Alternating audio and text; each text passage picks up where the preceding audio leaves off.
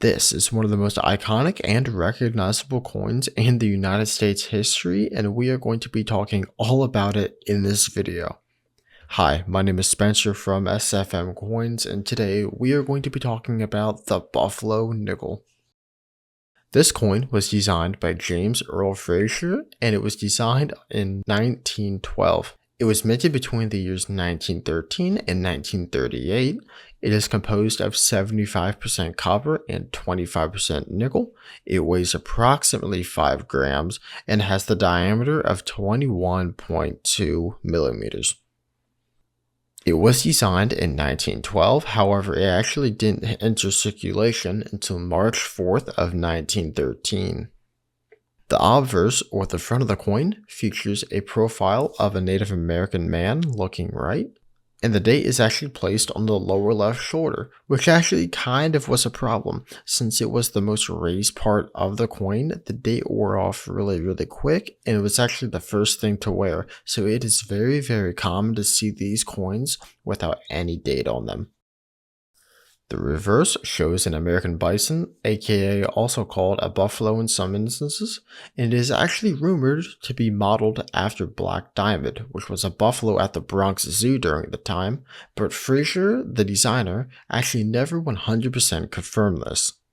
This coin was minted in the Philadelphia, Denver, and San Francisco Mint, the mint marks being a D for Denver, S for San Francisco, and no mint mark for Philadelphia. In 1913, there were actually two different types of these coins, known as a Type 1 and a Type 2. So the buffalo on the reverse actually stood on a raised mound, and this is called Type 1, but there was actually an issue with this. Because the ground was high and raised, the word 5 cents, as you see here, actually wore down way too fast, so the mint changed it the exact same year to what is known as the Type 2. On the Type 2, the ground is actually flattened, and they recessed the text so it didn't wear off as fast. This made it a lot more durable, but some say they didn't like the look as much, which is totally understandable. There are a bunch of key dates and varieties for these coins, so we are actually going to be talking about them right now. The first key date is a 1914 Denver. These have a super low mintage of only approximately 3.9 million. And most of them have been found pretty worn. However, higher grades come for serious value. The 1915 S, which has approximately 1.5 million made. San Francisco was slowing the nickel production out a little bit because of some economic troubles at the time, so any condition is super rare to find these in. The 1921 S has approximately 10 million made. However, most, if not all of them, were really weakly struck. So if you find one in good condition, that's actually super rare. So look out for these. The absolute holy grail of Buffalo nickels is the 1926 S. There was only 970,000 of these made, and most of them were actually super bad strikes, so clean examples can be worth a lot of money. However, since there was only 970,000 made, even not so good examples can bring a lot of cash. If you have a 1918, look very close if it is from Denver, because there is actually an error called the 1918 over 1917, where you can literally see the 7 in 1917 laid underneath the 8 in 1918. And the most iconic error in the whole Buffalo nickel saga is the 1937 Denver three-legged buffalo. So a die in Denver during this time was actually kind of greased over and pretty bad. So on the reverse, as you see in the picture here, the buffalo only seems to have 3 legs because one of the legs didn't stand through. They caught this pretty early on. However, since it went unnoticed for a little bit, there were a bunch of these made. I shouldn't say a bunch because that is not necessarily true. However, there are a couple, so if you find one, you are looking at some serious money.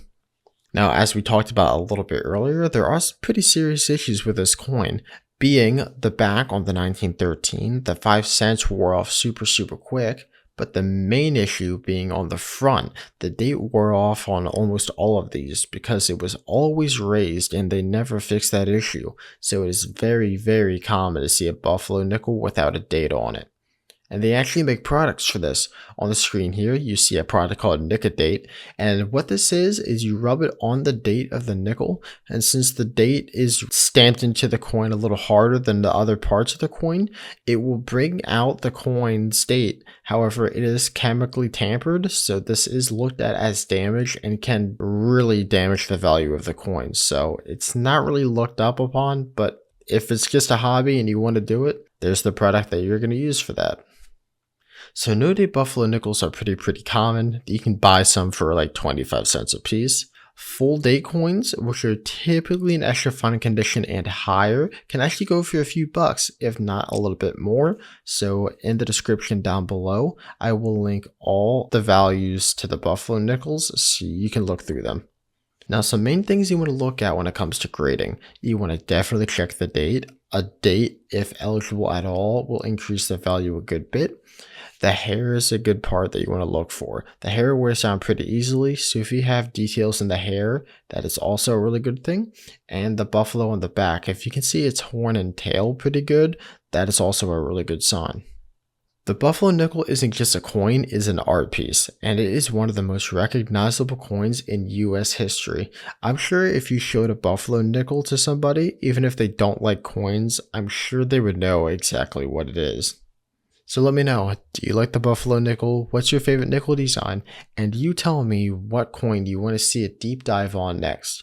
My name is Spencer from SFM Coins. Thank you for watching. If you did like this video, please like, subscribe, and comment.